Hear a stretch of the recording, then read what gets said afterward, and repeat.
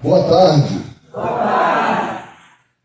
Meus irmãos, que a doce e serena paz do nosso meio e divino Mestre Jesus se derrame sobre todos nós, trazendo muita harmonia, muita serenidade e nos ajudando a utilizar da melhor maneira possível a palavra. Boa tarde, meus queridos. O nosso querido Paulo nos pediu para vir conversar. Uma conversa. E como foi uma palestra assim que eu não tinha pensado no tema, não tinha um tema pré-pronto, ele virou para mim e Chico, escolhe aí. Eu levei um tempo pensando. Aí não me via nenhuma ideia. Então,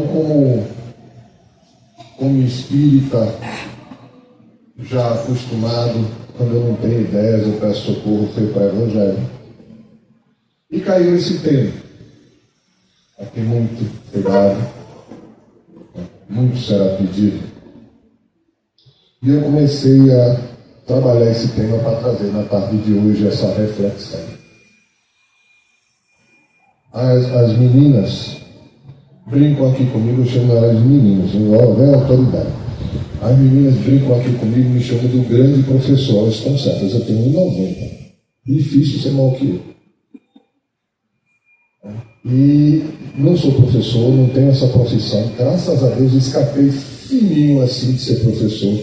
Todo mundo em minha volta acabou professor.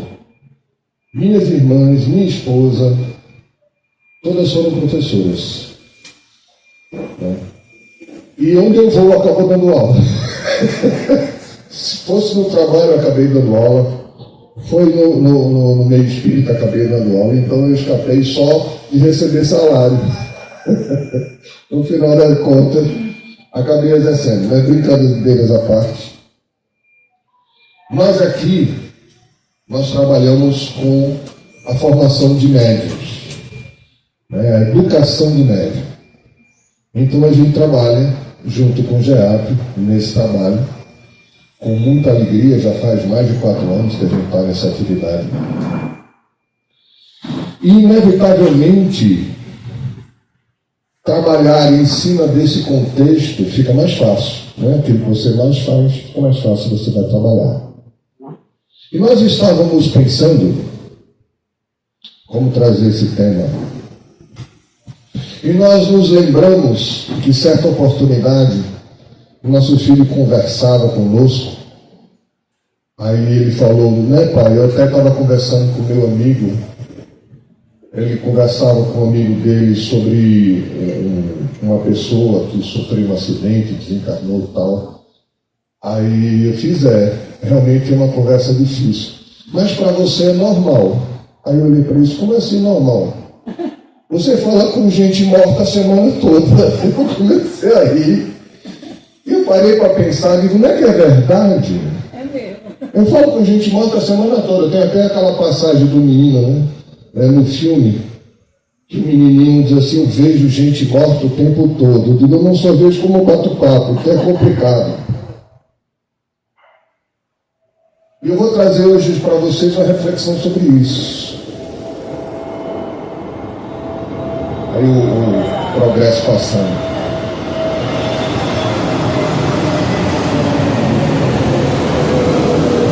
Numa dessas muitas oportunidades em que ou estamos trabalhando mediunicamente, ou estamos trabalhando, dirigindo a reunião, como dialogador, nós acabamos vendo um pequeno retrato do plano espiritual que muitas vezes não está nos livros. Numa dessas oportunidades, nós ouvimos um homem em pânico.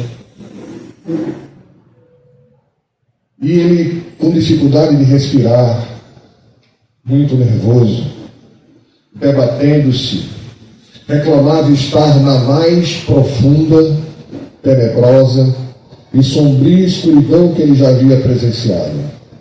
Ele não conseguia ver ninguém, ele não conseguia ouvir ninguém, se encontrava apenas na escuridão. ao mesmo tempo que era assombrado pelos seus próprios pensamentos.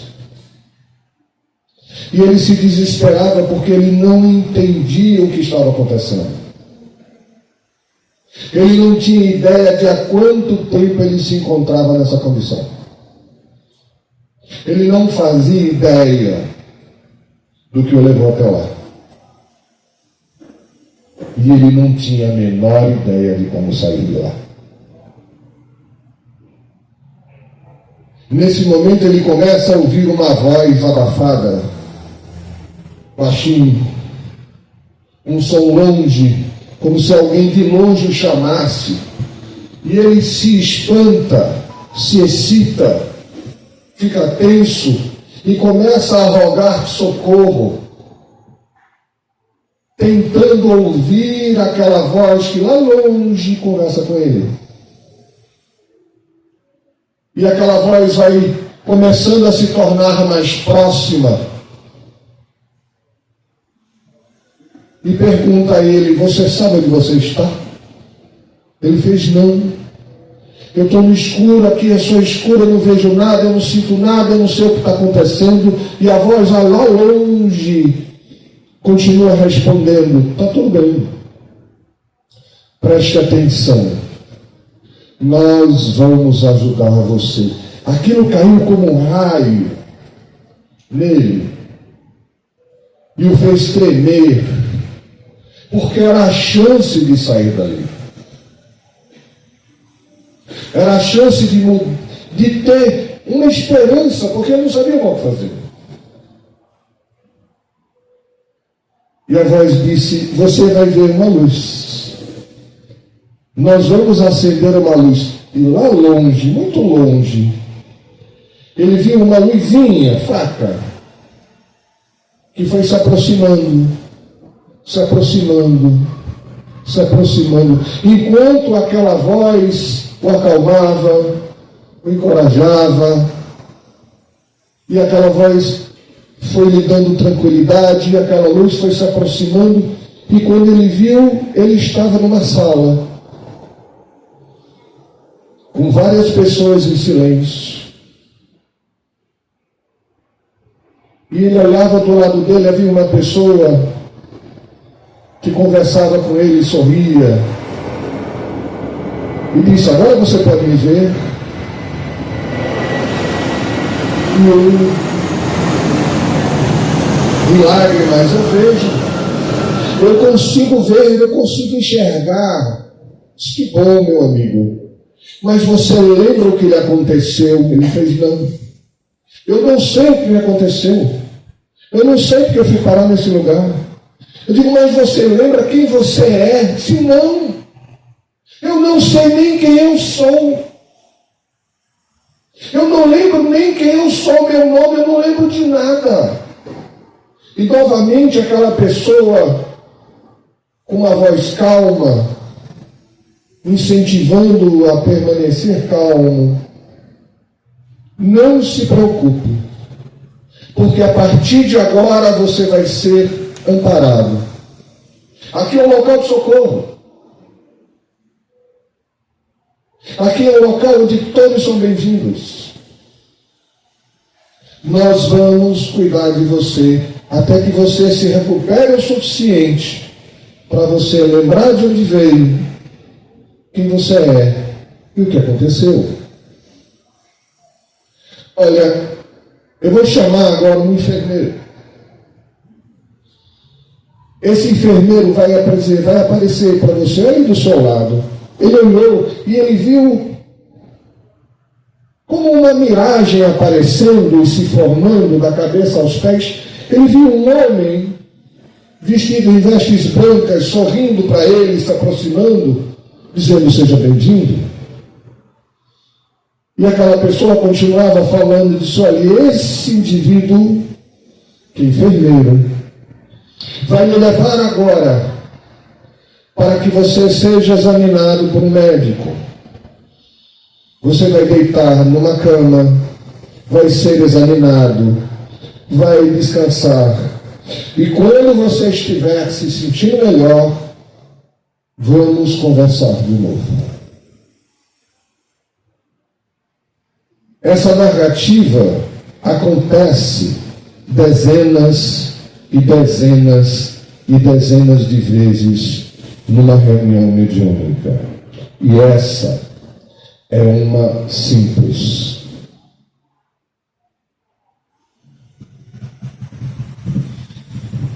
É difícil para quem está conversando com o espírito através do médium, o dialogador, tentar entender em que circunstância aquele indivíduo está. Aí nós podemos pensar que uma vez que ele consiga entregá-lo nas mãos do enfermeiro espiritual, está concluído o processo de socorro. Nem começou ainda. Ali foi só o resgate. Mas o mais importante é que esse fenômeno que para nós espíritas, principalmente aqueles que frequentam as reuniões mediúnicas, que estudaram, se prepararam para estar lá, seja você médium ostensivo, seja você um dialogador, dirigente de reunião mediúnica, o mais importante são os detalhes que você precisa tirar daquilo que aconteceu. Você está falando com um indivíduo que estava na total escuridão de si mesmo. Porque ele estava o tempo todo ao lado do médium e não sabia onde estava. Ele só começou a perceber direito o que estava acontecendo e ser capaz de perceber a voz do dialogador por causa da proximidade com os fluidos do médium, que há uma troca.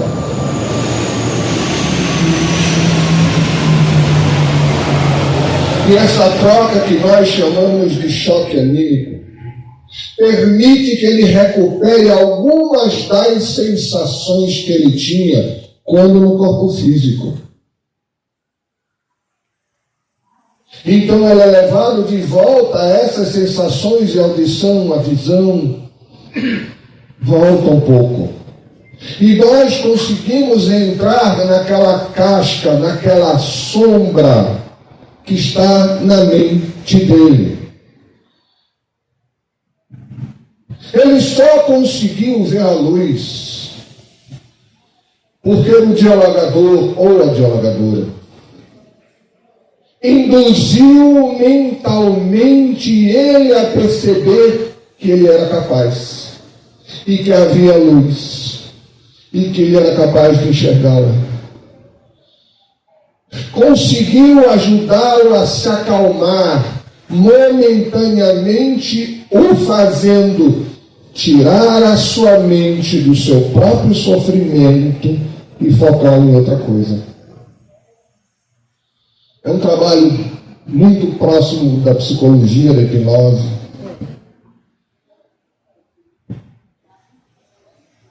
Confortar, amparar. Porque a pergunta, quem é você? Você sabe o que lhe aconteceu? Porque para o dialogador, você está falando com alguém que você nunca viu. É como se você estivesse de pé na porta de um pronto-socorro e chega alguém ferido e você pergunta: de onde você é? Onde você mora? Inclusive é importante você falar isso, porque você tem noção do estado mental da pessoa naquele momento. O estado mental dele era bom? Não. Ele não lembrava quem era, não lembrava o que tinha acontecido. Ele estava num estado de perturbação mental profunda. Então, para ele, é como se ele estivesse acordando de um longo pesadelo. E esse processo de socorro começa ali, porque ele ainda não sabe quem ele é. Ele não sabe o que aconteceu. A espiritualidade superior sabe, porque eu acompanho. É capaz, inclusive, de ler a sua mente e de perceber quais os processos em quais ele está ligado. Mas o processo só começa ali. E o mais importante para nós, ao analisar o processo, é se perguntar: como é que ele chegou lá? Como é que ele ficou numa condição em que ele não conseguia ver a si mesmo? Nem lembrar o próprio nome. Onde levou-se a um estado de perturbação que não sabia de onde vinha, para onde ia, o que estava fazendo.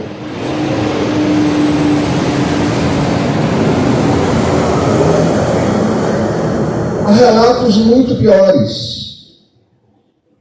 Há relatos de indivíduos que acordam de manhã, escovam os dentes, sentam na mesa para tomar café, saem de casa, pegam o ônibus, descem no trabalho, bate o cartão no trabalho, trabalha o dia todo, volta para casa, mas ele fica chateado porque a família não quer conversar com ele. Ele está repetindo a rotina diária e ele não sabe que morreu.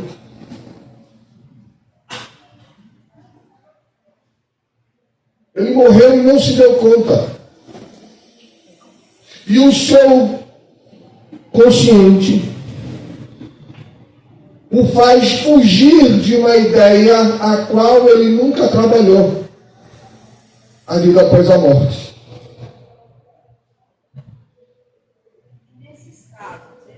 Eu só não vou responder. Depois, se você quiser, eu converso com você. Porque senão eu perco ali no fio da meada.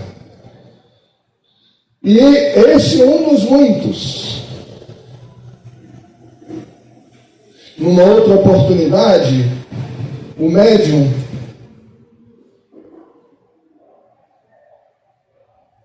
alega estar numa situação muito complicada. Chama o dialogador, o dirigente percebe a complexibilidade do que está acontecendo, se aproxima também. E ele diz ao dialogador: eu digo, não sei o que faço. Porque eu sei que dentro de um poço, assim que ele dizia, porque era um buraco enorme, uma cratera, tem uma criança. Eu sei que tem uma criança lá dentro, mas eu não consigo tirar.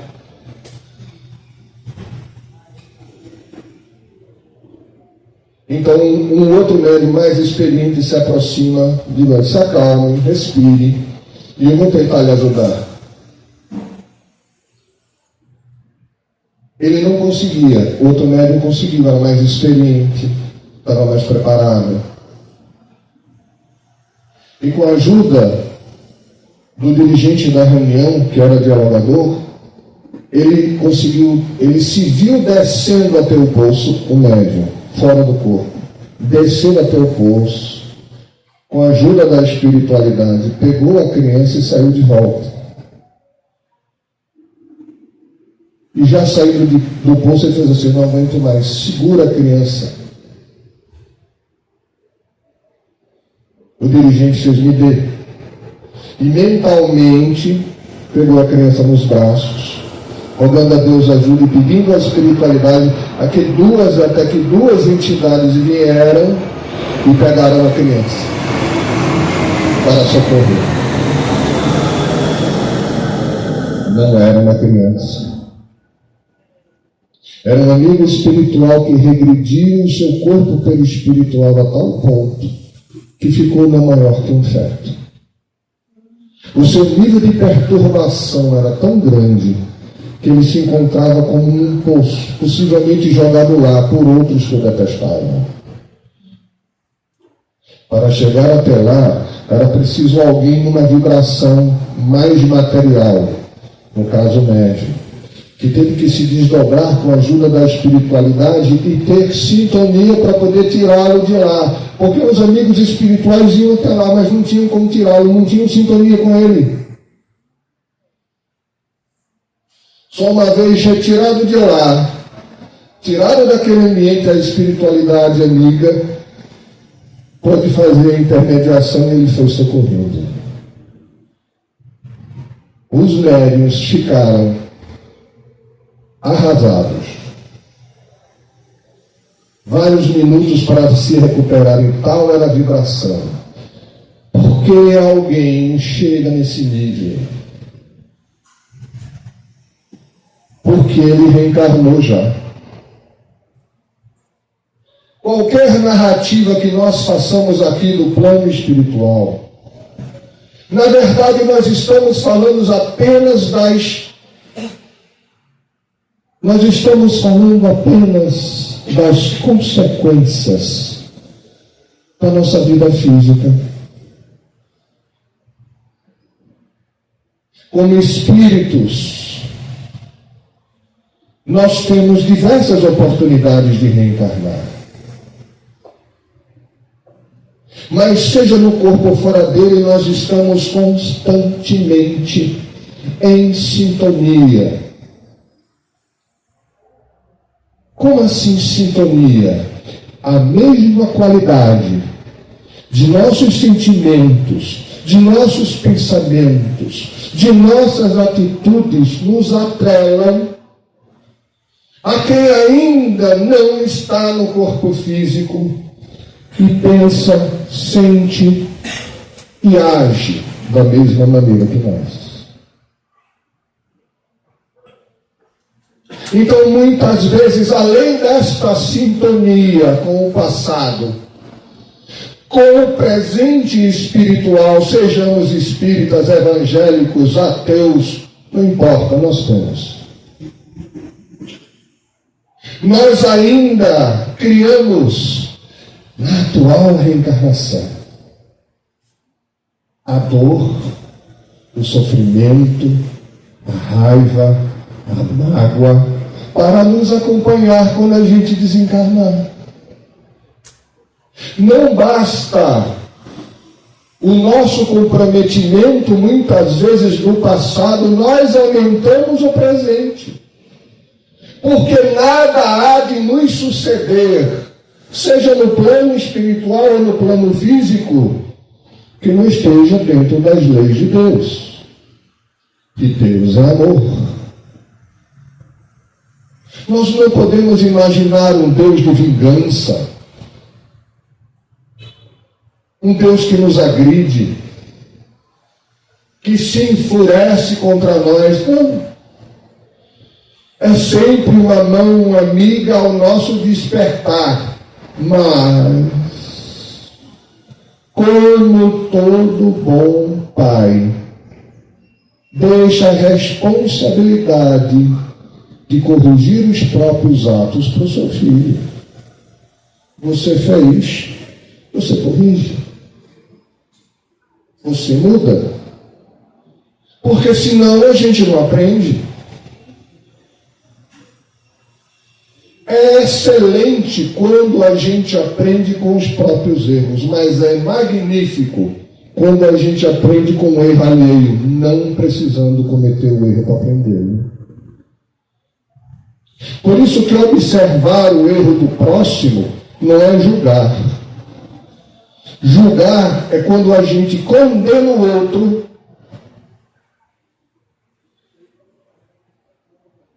esquecendo que nós não somos ele. Nós não temos a bagagem, o entendimento, a vivência que ele tem. A minha experiência de vida não é a dele.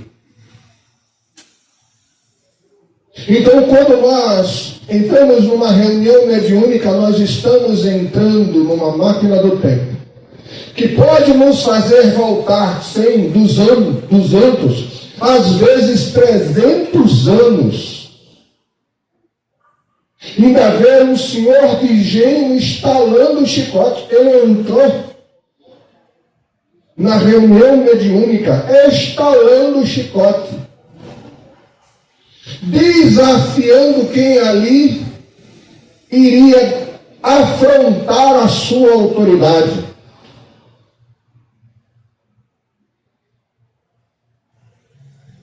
Trezentos anos cego,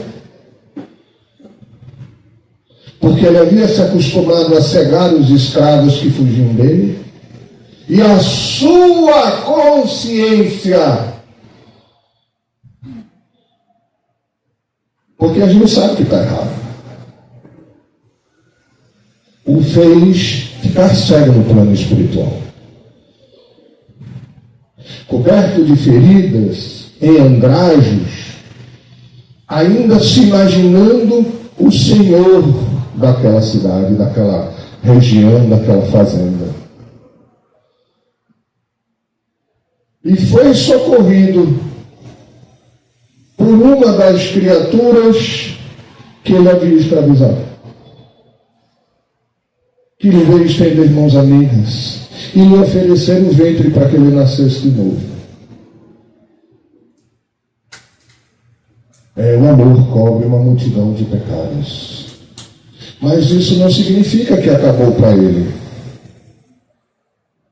É o começo. É o começo do reajuste, do resgate, do reencontro, do autoconhecimento. Às vezes a dor do erro é tão grande que o indivíduo embota o próprio cérebro. Ele foge da realidade, de tal maneira que ele volta ao corpo físico com problemas e deficiências no campo mental, no campo motor, dado o trauma da perseguição que ele sofreu no plano espiritual e o medo de enfrentar a si mesmo, de reconhecer-se errado a tal ponto de tudo que ele fez. A culpa não resolve problema nenhum. Conscientizar-se do erro não é sentir-se culpado. Se eu errei, preciso me renovar. Quando nós adentramos o Espiritismo e nós vamos conhecendo um pouco sobre ele, é muito difícil você assimilar a realidade do plano espiritual. Já é um desafio. Primeiro desafio é acreditar em Deus, no mundo que nos fala que ser cristão nos dias de hoje é estar errado. Que o mundo hoje nos passa essa ideia.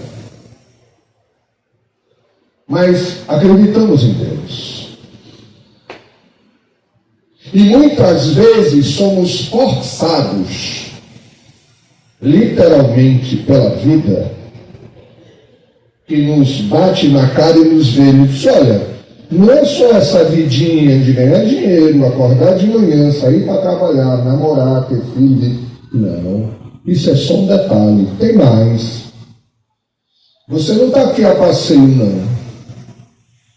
E a vida começa a nos chacoalhar e a gente faz: eu estou louco. Imaginou você acordar às 2 horas da manhã, um barulho na porta, você levanta, junto com suas 2 irmãs e sua mãe. Você olha para a porta e vê a porta sacudindo dos murros que estavam dando na porta. O problema é que 2 estavam vendo isso e 2 não viam nada. Para 2 as portas sacudiam e para 2 as portas estavam normal e não havia barulho. Ainda bem que foi 2, se fosse um só estava doido. A espiritualidade nos acompanha no nosso dia a dia. Mas eu não sou espírita. Para quando a gente já apareceu santo? Para quanto evangélico já apareceu anjo, ou ele recebeu um mistério para passar para frente? Para dizer uma coisa para outra pessoa? Tem um caso verídico de um pastor que foi convidado pela igreja a fazer um trabalho missionário lá na Guiana Francesa.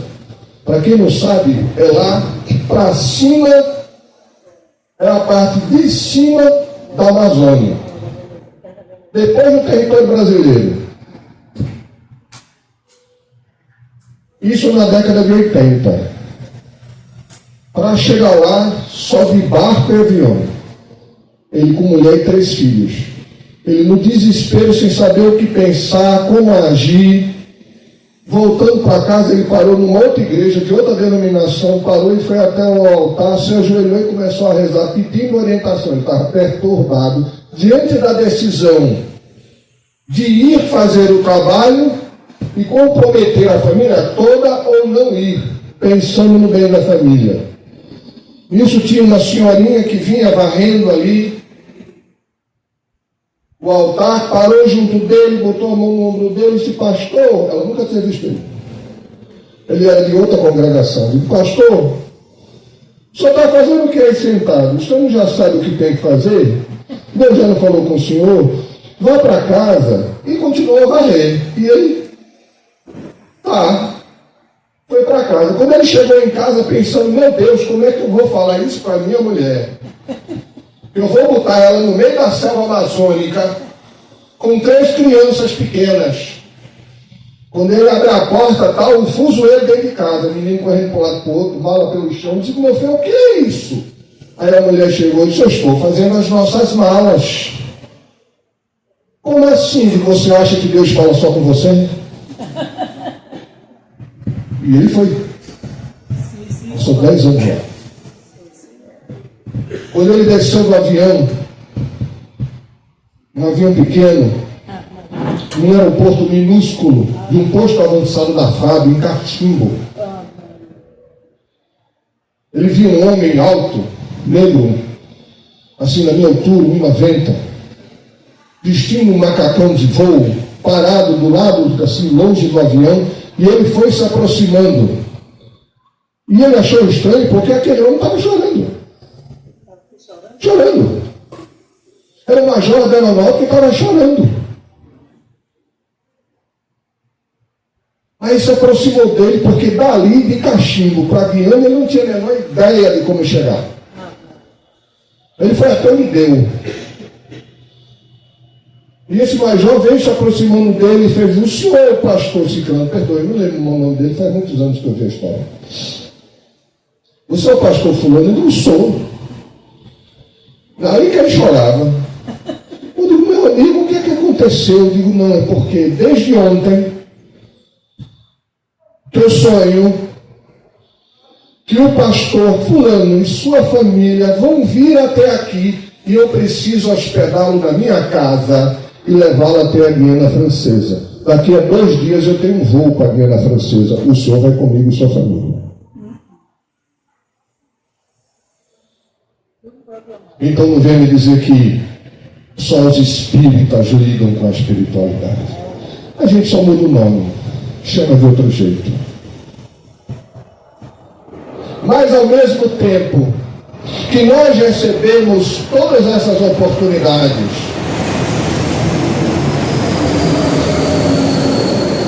de informações e de bênçãos, nós espíritas temos muito mais no que pensar.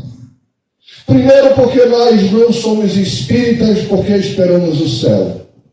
Nós não vamos para o inferno, nós não vamos para o céu.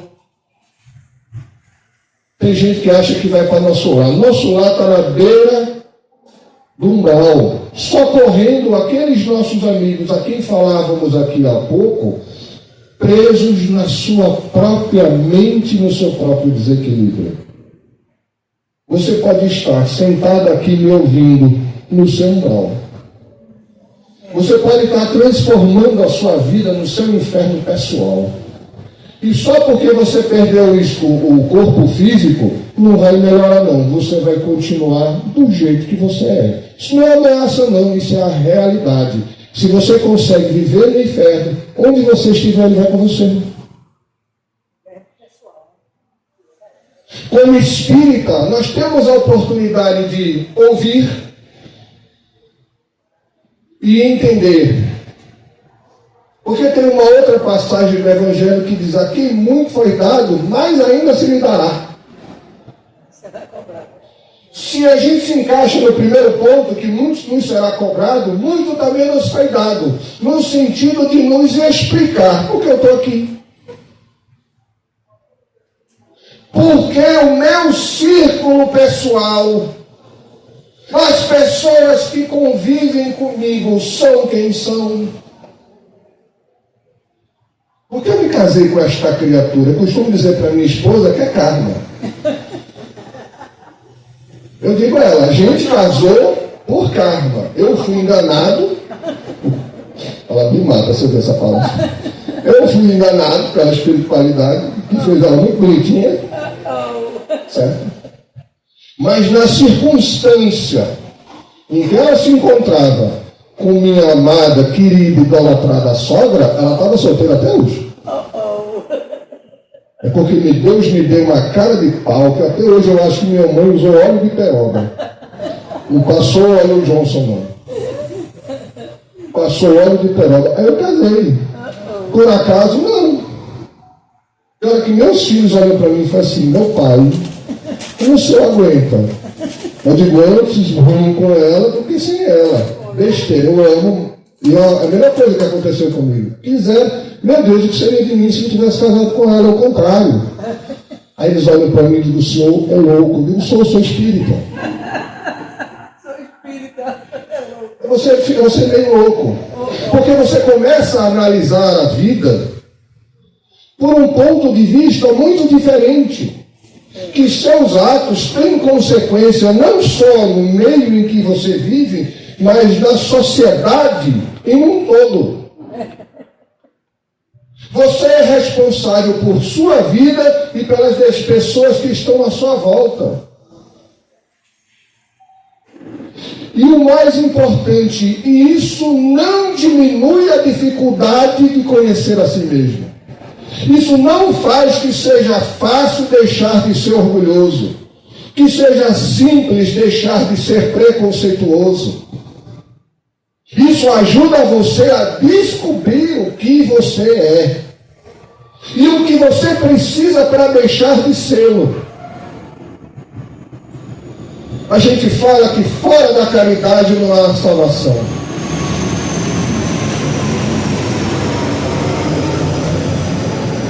Porque o espírita precisa aprender a ser caridoso. Porque a gente não é, não. Dar uma esmola no sinal para se ver livre da pessoa que está lhe pedindo é fácil. Se dispor a se preocupar com o outro, a perder horas de seu dia, um dia de descanso, porque você pode aliviar a dor do outro, aí você está fazendo caridade. Quando você não for, você não vai pensar: hoje eu não pude ajudar o meu semelhante. Quando você começar a pensar: hoje eu não pude ir, que falta isso me faz. Aí você está praticando a caridade, você não está pensando em você. Você descobriu que quanto mais dá, você recebe.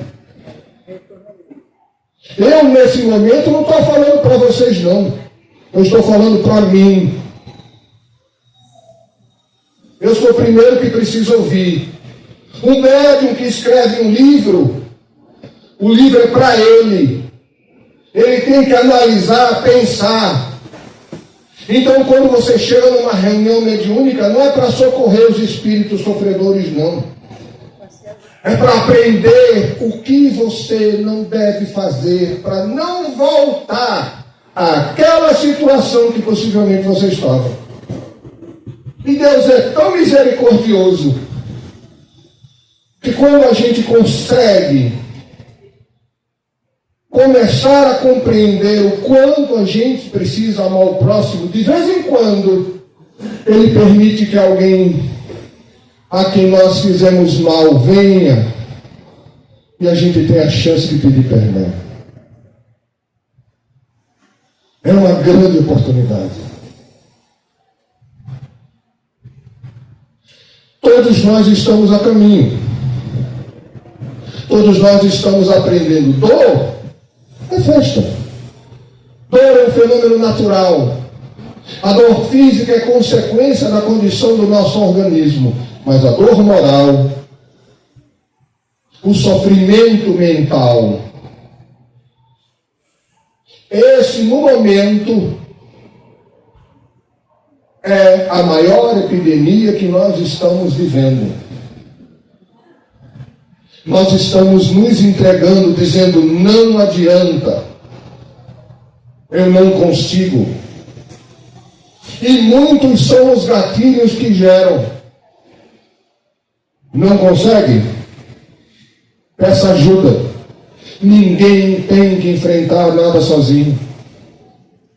Vá no psicólogo, vá no psiquiatra, vá na igreja, vá ao centro espírita. Busque ajuda. Ninguém precisa enfrentar a dor sozinho. Mas a dor é uma consequência natural do processo do nosso crescimento. Se nós não tivéssemos consciência, noção do certo e errado, a gente não estava sofrendo. A gente cometia o mal e não estava nem aí. Quantos a gente não conhece, que a gente às vezes vê sendo preso na televisão, e a gente pode dizer, este indivíduo não tem ainda noção de quem ele é. Ele vai ter. E talvez ele seja ele seja menos culpado do que nós, se fizermos a mesma coisa, porque a gente já sabe. A gente já conhece o Evangelho. A gente já ouviu falar dele. A gente sabe que aquelas atitudes são erradas. Então, só porque alguém faz, a gente vai fazer também, é burrice. Porque cada um vai ser pesado pelas suas características pessoais. E o começo da mudança parte, às vezes, de um pensamento.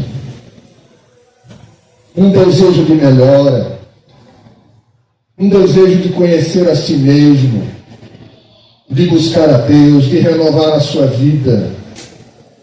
Mas muito importante, nós estamos falando de nós. Nós estamos falando da pessoa que dorme ao nosso lado. Não estamos falando dos vizinhos, da sogra, do parente, dos amigos. Nós estamos falando de nós.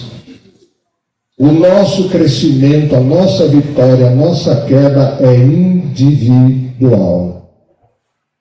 E Deus, os amigos espirituais que o representam e nos socorrem, sabem exatamente o tamanho das nossas deficiências. Não esperam de nós que nós façamos nada que esteja acima da nossa capacidade, mas nós somos capazes de nos tornarmos melhores.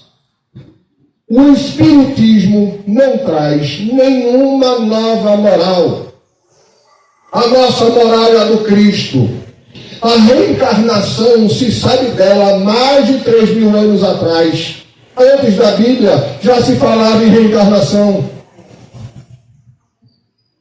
Qual é a grande novidade? Nós estamos trazendo ela para o pensamento ocidental, com base na observação, na análise, sem o misticismo. Você não precisa passar 30 anos estudando mistérios para descobrir aquilo que a gente já sabe. Eu sou um espírito reencarnado, cheio de defeitos. Não sou melhor que ninguém, mas eu sou a minha melhor versão. Hoje eu sou o meu melhor. O meu passado, ele está no passado. O que eu vou fazer hoje é o meu melhor. Se eu me arrependo, corra atrás. Peça desculpas. Mas não fui eu que causei o problema. Faz uma não, assuma para você. Peça desculpas. Se humilhe. Mas não deixe ninguém e não deixe você levar mágoa, rancor ou ódio de ninguém para o plano espiritual, porque você não se livra facilmente. São correntes que nem o ferro mais bruto e mais bem feito chega perto, porque não há ferramenta que quebre a não ser a sua vontade, a sua atitude no sentido oposto.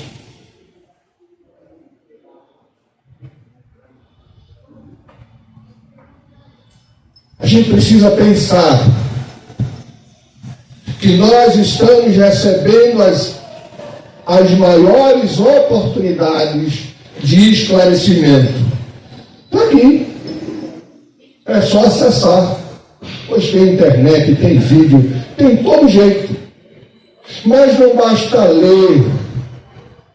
A gente tem que trazer essa informação para a nossa vida. Aí nós vamos descobrir que esses ditos espíritos malfazejos, espíritos malignos e trevosos, fomos nós um dia. Que são companheiros às vezes queridos.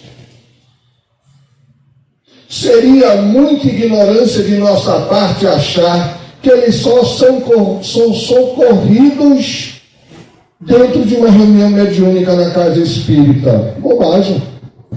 Eles são socorridos a todo momento. Então, por que usam os médiuns?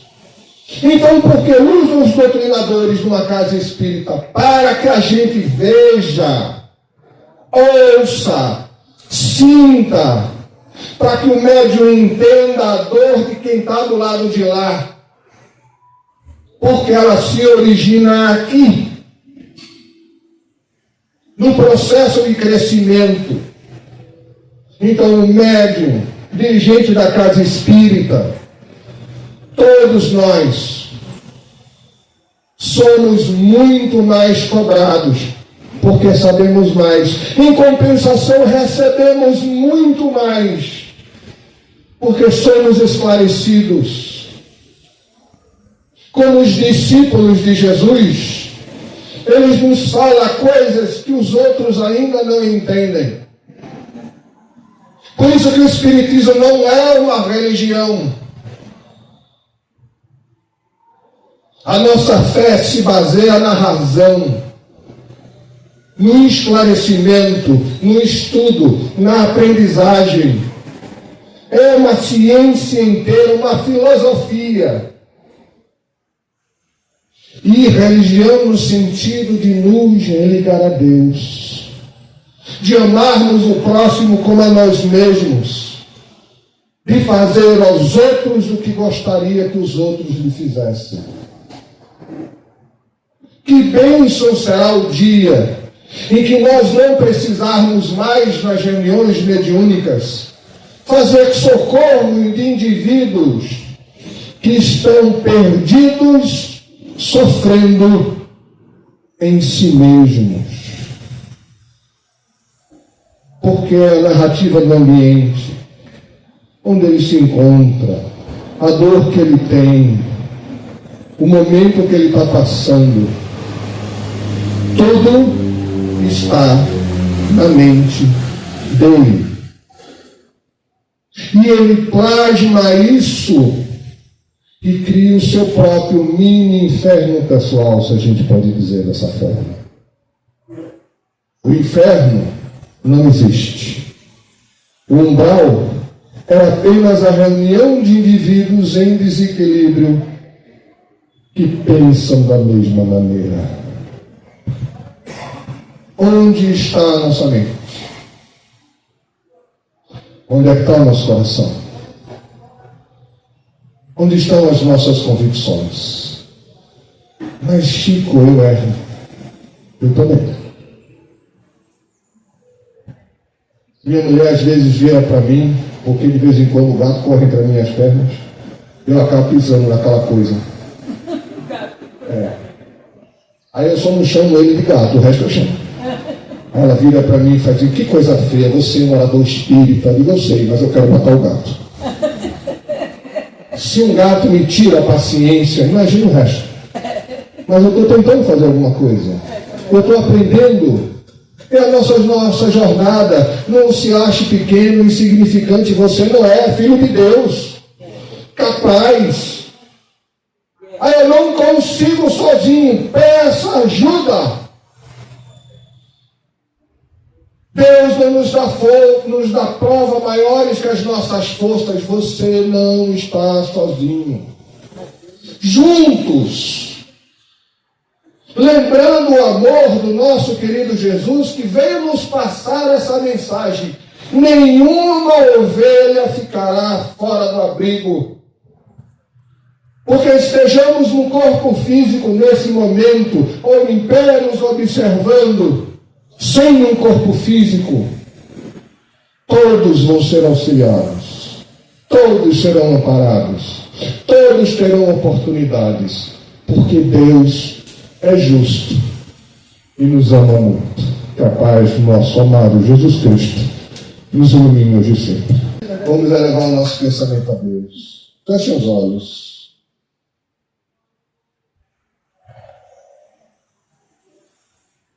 Nos imaginemos sentados na praia, na areia branca da praia, sentindo o vento, o barulho do mar, ouvindo as ondas, ouvimos o barulho do barco se aproximando, um barco pequeno. Ouvimos o barulho do barco tocar a areia. Olhemos para dentro do barco e nós vamos ver a imagem do nosso amado Jesus, tranquilo, calmo, descendo do barco na beira do lago, de frente para nós. Vamos até Ele.